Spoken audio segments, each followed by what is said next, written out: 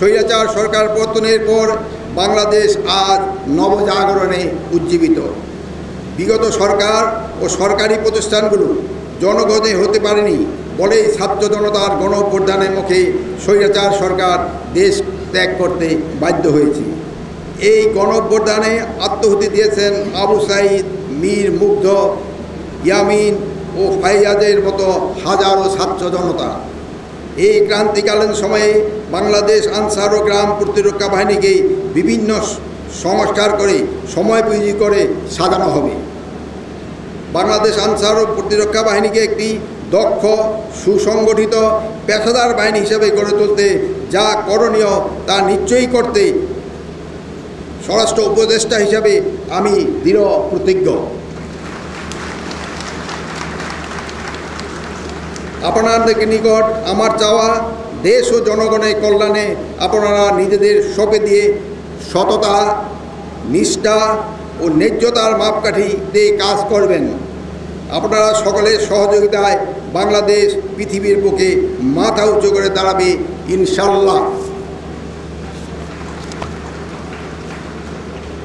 প্রিয় প্রশিক্ষণার্থী ও কর্মকর্তাবৃন্দ, মৌলিক প্রশিক্ষণ কোর্স গ্রহণের শেষে আজ আয়োজিত এই সুন্দর ও চৌখস প্রশিক্ষণ সমাপনী কুচকাওয়াজ উপস্থান করার জন্য আপনাদের আমি প্রাণ ঢালা শুভেচ্ছা ও অভিনন্দন জানাচ্ছি।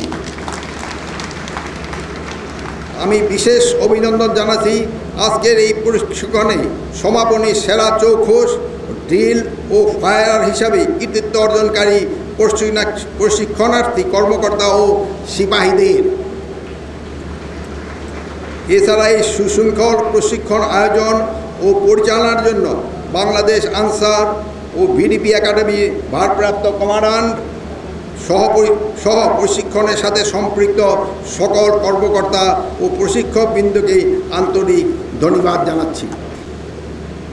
জুলাই বিপ্লবে স্বৈরাচার সরকারের পতনের পর থানা, ট্রাফিক, বিমানবন্দর সহ গুরুত্বপূর্ণ স্থাপনাগুলি বাংলাদেশ আনসার ও গ্রাম প্রতিরক্ষা বাহিনীর সদস্যরা জীবনের ঝুঁকি নিয়ে দেশের আইন শৃঙ্খলা রক্ষা ও জননিরাপত্তা বিধানে এগিয়ে এসেছে।